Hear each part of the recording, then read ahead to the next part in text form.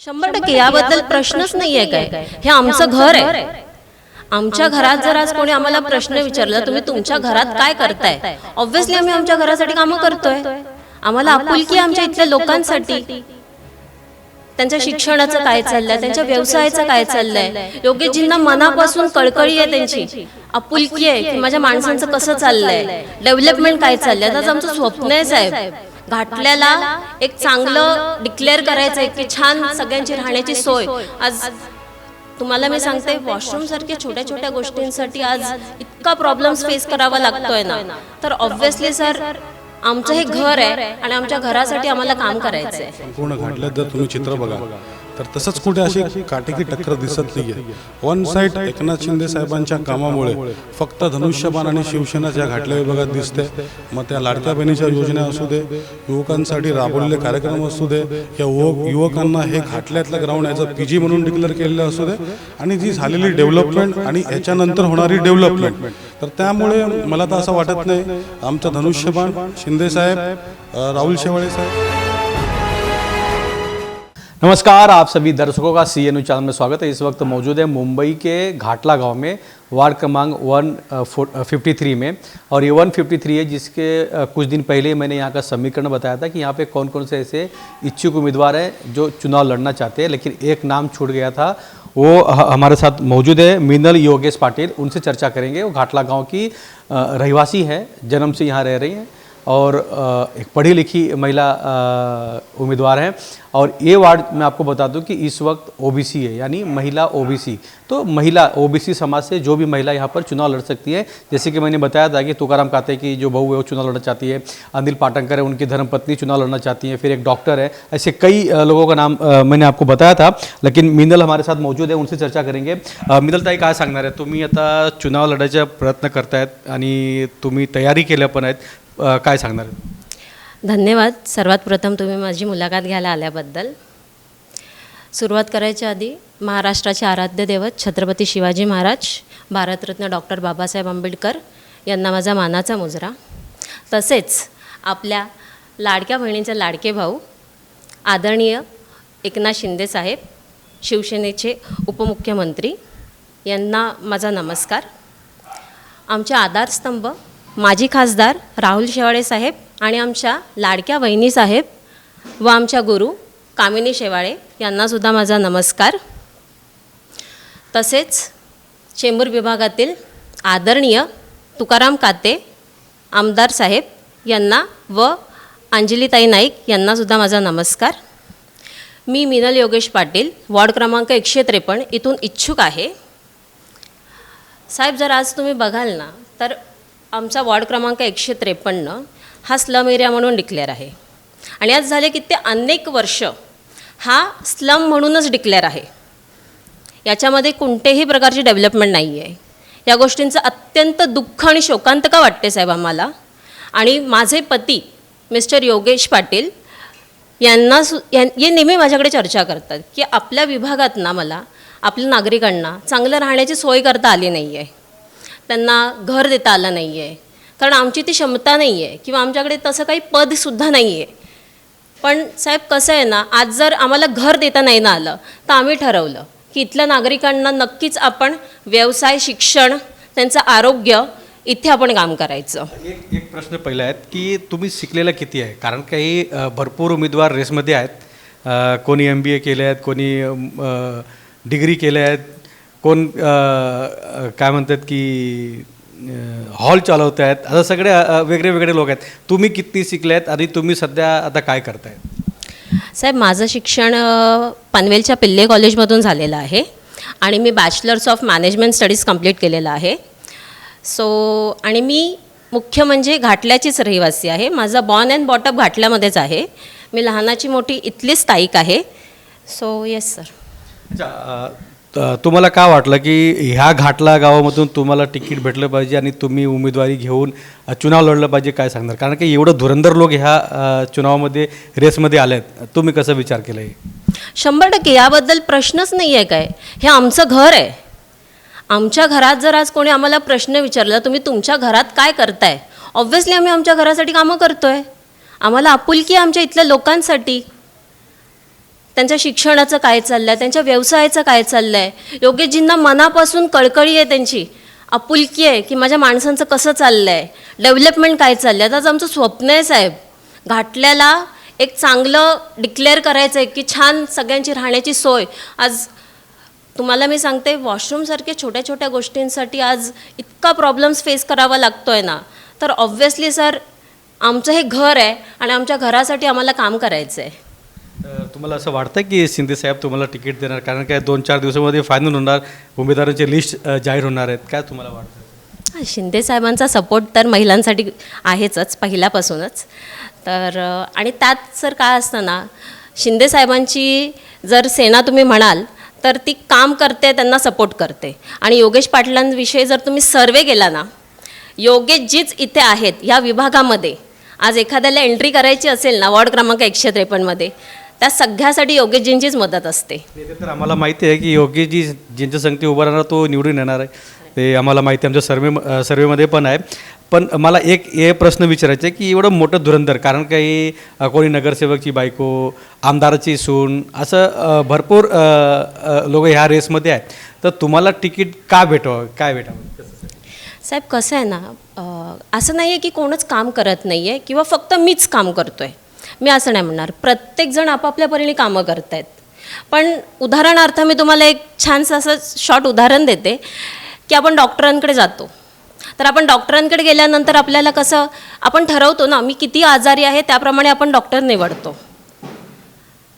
त्या आजारावर कुठला डॉक्टर, आज तुम्हाला सर्दी खोकला झाला तर तुम्ही न्यूरोलॉजिस्टकडे नाही जात, किंवा जर आपल्याला स्पेशलिस्टची गरज असेल तर आपण जनरल प्रॅक्टिसकडे नाही जात. तर तसंच माझं म्हणणं आहे साहेब की योगेश पाटीलजींना ना या विभागातली ना दुकरी नस माहिती आहे जनतेची, की त्यांना खऱ्या कोणत्या गोष्टींची गरज आहे. जर तुम्ही तर महिला आहे आणि युवा पण आहेत, काय वाटतं की तिकीट भेटल्यानंतर, निवडून आल्यानंतर महिलांसाठी, युवांसाठी काय पहिलं कदम काय असलं पाहिजे? साहेब सगळ्यात महत्त्वाचं म्हणजे ना, मला खूप सॉफ्ट कॉर्नर आहे लहान मुलांविषयी आणि ज्येष्ठ नागरिकांविषयी, की मला असं वाटतं की आपला सगळ्यात मूलभूत पाया आपली लहान मुलं आहेत.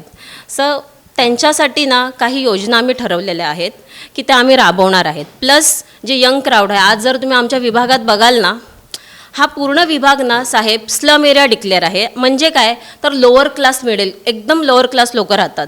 तर जे काही अपॉर्च्युनिटीज गव्हर्नमेंट थ्रू येतात किंवा संस्थेकडून येतात ना, ह्या लोकांना इंट्रोड्यूस केलेलंच नसतं. मुलं त्यामुळे भीतीने खूप मागे राहतात. पण आमचा विभाग जर तुम्ही बघाल ना, मुलं अत्यंत टॅलेंटेड आहेत आमच्या घाटल्यामध्ये. फक्त तुमची एक डायरी बघितलं मी की भरपूर तुम्ही कामं केलं आहेत मेडिकलसाठी, कॅन्सर पेशंटसाठी, आरोग्यासाठी. नेमकं काय काय तुम्ही ह्याच्यापूर्वी तुम्ही काय काय केलं? साहेब आता जर तुम्ही बघाल, आम्ही ट्रस्ट माध्यमाने सर एन्जिओग्राफी, एन्जिओप्लास्टी, आज जर तुम्ही बघाल एन्जिओग्राफी ह्याला कमीत कमीत 20,000 ते 25,000पर्यंतचा खर्च असतो. आणि जसं की तुम्हाला मी मगाशी सांगितलं की ही स्लम एरियातली लोक, लोअर क्लास लोक आहेत, त्यांना ते अफोर्ड नाही करू शकत. आज जर तुम्ही बघाल higher class, middle class, they can easily afford it. त्यांच्यासाठी ती मोठी गोष्ट नाही आहे त्या ट्रीटमेंट्स. पण जर आमच्या विभागात बघाल तर त्यांना नाही जमत ह्या गोष्टी. तर हे सगळं फ्री ऑफ कॉस्टमध्ये आम्ही करून दिलं आहे. आज एन्जिओप्लास्टी, स्टेन टाकणं, आज त्या ऑपरेशनचं त्याचाही खर्च कम्प्लिटली फ्री ऑफ कॉस्टमध्ये झाला. हा योजनेमार्फत झालेला होता. त्याच्यानंतर जर तुम्ही बघाल हँडिकॅप, त्यांना व्हीलचेअर प्रोव्हाइड्स केले आहेत. प्लस ज्यांना पाय नाही आहे त्यांना आर्टिफिशियल लेग प्रोव्हाइड केलं आहे. ज्यांना कानाचा प्रॉब्लेम आहे, कमी ऐकायला येतं, त्यांना कानाच्या मशीन्स अवेलेबल केल्या आहेत. त्यात अजून एक विशेष म्हणजे सांगायचं साहेब ना, आज जर मोतीबिंदूचं जर तुम्ही बघाल ऑपरेशन, कोणतीही संस्था, कोणतंही ट्रस्ट आपल्याला अवेलेबल करत नाही या गोष्टी. पण योगेशजींचे चांगले कॉन्टॅक्ट्स असल्यामुळे, हॉस्पिटल्सला खूप चांगले कॉन्टॅक्ट्स असल्यामुळे, खारघरचं एक प्रायव्हेट हॉस्पिटल आहे, त्यांनी योगेशजींना स्वतःहून समोरून अप्रोच केलं की माझ्याकडून तुझ्या विभागासाठी काय होत असेल ना योगेश, तर तू बघ. मला एक प्रश्न आहे असं की योगेशजीला मी बघतो आहे की हे 2-3 वर्षापासून ते पॉलिटिकल पार्टीमध्ये आहे, पण याच्यापूर्वी सामान्य नागरिकसारखं, सामान्य माणसं संगती राहायचं, फिरायचं आणि कामं करायचं. तर तुम्ही कसं वाटतं? कारण की हे आता 2-3 वर्षापूर्वी मला वाटतं की हे शिवसेनेमध्ये प्रवेश केलं, पण ह्याच्यापूर्वी जे त्यांची बॅकग्राऊंड आहे ते पॉलिटिकलमध्ये ना होते, काय सांगणार? सर त्यांचा बॅकग्राऊंड पॉलिटिकल नाहीच आहे, राजकीय आमचं नाहीच बॅकग्राऊंड आहे. पण अगदी पूर्वीपासून समाजसेवा, सो मला काही नवीन नाही आहे, कारण मी बॉर्न अँड बॉटअप इथलं माझं त्यांना मी लहानपणापासून व्यवस्थित मला माहिती असल्यामुळे मी यूज टू आहे या सगळ्या गोष्टींसाठी. मी त्यांना अनेक वेळेला धडपड करताना, आपल्या नागरिकांसाठी कामं करताना बघितलेलं आहे. अगदी रात्री हॉस्पिटल्सचं काम असू दे, कोणाला ब्लड लागत असेल, कोणाचं पोलीस स्टेशनचं काम असेल, आम्ही डोळ्यासमोर आमच्या बघितलेली आहेत त्यांची सगळी कामं साहेब. चलिए योगी जी हमारे साथ मौजूद है, उनसे चर्चा करेंगे. मिंदल के हस्बैंड आहे. योगी जी काय सांगणार आहे, तुम्हाला कसं मनामध्ये आलं की ह्या ओबीसी वार्डमध्ये महिला ओबीसी वार्ड आहेत तुमचे घाटलाचे, तर तुमची बायको जी आहेत त्याला तिकीट भेटलं पाहिजे आणि ते चुनावमध्ये उतरलं पाहिजे, काय सांगा? प्रथमतः पांडेजी धन्यवाद, तुम्ही वेळात वेळ काढून इथे इंटरव्ह्यूसाठी आले. मिनलजींनी आधीच आमचे जे वरिष्ठ नेते आहे त्यांच्याबद्दल एक आदर असं वक्तव्य केलेलं आहे. पण मूळतः आमच्या महाराष्ट्राचे मुख्यमंत्री आहे, माजी मुख्यमंत्री, त्याचप्रमाणे आताचे उपमुख्यमंत्री साहेब, लाडक्या बहिणीचे लाडके भाऊ आदरणीय एकनाथ शिंदे साहेबांनी जे काम केलेलं आहे या जनतेसाठी, ह्याचा रिझल्ट तुम्ही आता लास्टच्या निवडणुकीत पण बघितलेला आहे. आणि त्यामुळे आता आम्हाला एक उत्स्फूर्त असा अभिमान वाटतो त्यांच्या या कामाचा. आणि ते काम हे आम्ही इथे पण करण्याच्या इच्छेने हे काम करत आहे. त्याचप्रमाणे आमचे आधारस्तंभ राहुल शेवाळे साहेब आहे. राहुल शेवाळे साहेबांनी, त्याचप्रमाणे कामिनी वहिनी आमच्या गुरुचरणी आहे, त्यांनी जो मला पाठिंबा दिला, कारण की माझं काही राजकीय पार्श्वभूमी नव्हती. पण आज तुम्ही बघाल पांडेजी, तुम्हाला माहीत असेल की कित्येक वर्ष मी घाटल्याच्या विकासासाठी काम करतो, झडपडतो, आणि ते कोणीही कुठल्याही राजकीय नेत्यांनी त्याची दक्षता घेतली नाही. पण ते फक्त लक्षात घेतलं आमच्या कामिनीताई आणि राहुल शेवाळे साहेबांनी. तुम्ही बघाल की सगळ्यात पहिला मोठी जबाबदारी म्हणजे कुठल्याही पक्षामध्ये गटप्रमुख ते वरिष्ठ पदाधिकारी होतं, पण मी पहिला व्यक्ती असेल या घाटल्या विभागातील की डायरेक्ट त्यांनी मला उपविभाग प्रमुख हे पद दिलेलं आहे. तर त्या पदाला तोडीसतोड आपण काम करतो आहे, कधीच त्यांचं नाव खाली येऊन देणार नाही, शेवाळे साहेबांचं, वहिनींचं, आणि त्या प्रकारे आपण काम करतो आहे. त्यांच्या माध्यमातून आत्ता जेवढी मला ताकद मिळते, म्हणजे पूर्वी काय व्हायचं की कुठेही जाताना मला 10 वेळा फॉलोअप घ्यायला लागायचा, माझी बरोबरची माझे मित्रमंडळी त्यांना फॉलोअप घ्यायला लागायचा. आत्ता माझं एका फोनवर काम होतं, आणि हे साध्य झाले माननीय शिंदे साहेबांमुळे, त्याचप्रमाणे राहुल शेवाळे साहेबांमुळे, की आता मला कामाला अडचण येत नाही. आता तुम्ही बघाल की मी एवढे काम फास्टमध्ये करतो. पहिला फक्त आपण प्रधानमंत्री योजना, महात्मा फुले योजनेवर काम करत होतो, पण आता जवळजवळ कॅन्सर पेशंटसाठी रिलायन्सनी मला स्वतः अप्रोच केलेलं आहे. जसं मिनलजींनी सांगितल्याप्रमाणे की लोकांना आपण चांगली घरं देऊ शकलो नाही, ही शोकांतिका आम्हाला.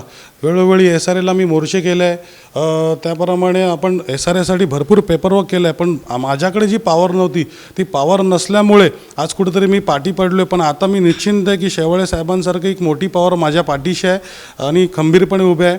सगळ्यात मोठं त्यांना माहीत आहे की योगेशजी युवकांसाठी काम करतो, त्या दृष्टिकोनाने माझं एक स्वप्न होतं, एक छोटंसंच काम होतं, कित्येक वर्ष ते पूर्ण होत नव्हतं, की घाटल्यातलं हे जे मैदान आहे हे SRAमध्ये डिक्लेअर झालं होतं.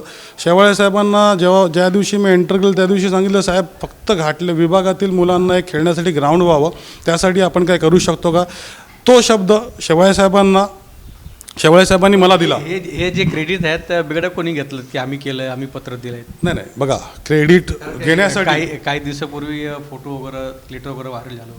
नाही, क्रेडिट घेण्यासाठी मुळीच मी काम नाही करत आहे. आज कुठल्याही मुलाला विचारा, इकडे विभागातील महिलेला विचारा, पुरुषाला विचारा, युवकांना विचारा, क्रेडिटसाठी मी कधी काम करत नाही. माझं काम असतं ॲक्च्युअल जनतेसाठी असतं. मी पहिला सोशल वर्कर आहे आणि आत्ता कुठे मी राजकारणात आलो आहे, म्हणून मी आता राजकारणाकडे असं नाही. सोशल वर्क करणारा माणूस कधी तर सोशल वर्क विसरत नाही आहे, तो कामं करत असतो. लेटर कोणी द्यावं? बघा, फॉर एक्झाम्पल आज गटरासाठी पांडेजींनी एक लेटर दिलेलं आहे BMCमध्ये, पण ते लेटर देऊन 10 दिवस झालेले आहे, गटर साफ करायला कोण आलं नाही. पण योगेश पाटील जाऊन वॉर्डमध्ये बसला आहे आणि त्याच क्षणी 1 तासामध्ये तिकडे येऊन जर गटर साफ होतं, तर ह्याचं क्रेडिट कोणी घ्यायला पाहिजे? तर मला क्रेडिट घेणारच नाही आहे. मी त्या व्यक्तीला पण देईन की त्यांनी ते लेटर लिहिलेलं होतं, त्यानंतर मी जाऊन फॉलोअप घेतला, ते पण महत्त्वाचं आहे. मग कुठल्याच व्यक्तींनी कुठलंही काम करताना क्रेडिटसाठी करू नये, मनापासून करावं. तुम्हाला असं वाटतं की शिवसेना वर्सेस शिवसेना लढाई, कारण की शिवसेना सिटिंग आहे, अनिल पाटणकर शिवसेना सिटिंग आहे, तर असं माहीत पडलं की त्यांची बायको जी आहेत मीनाक्षी पाटणकर, त्याला तिकीट असं उद्धव ठाकरेकडून भेटणार आहे. तुला असं वाटतं की शिवसेना वर्सेस शिवसेनाची लढाई? आज खरंच असं व्हायला नव्हतं पाहिजे चित्र. आज संपूर्ण घाटल्यात जर तुम्ही चित्र बघाल तर तसंच कुठे अशी काटेकी टक्कर दिसत नाही आहे.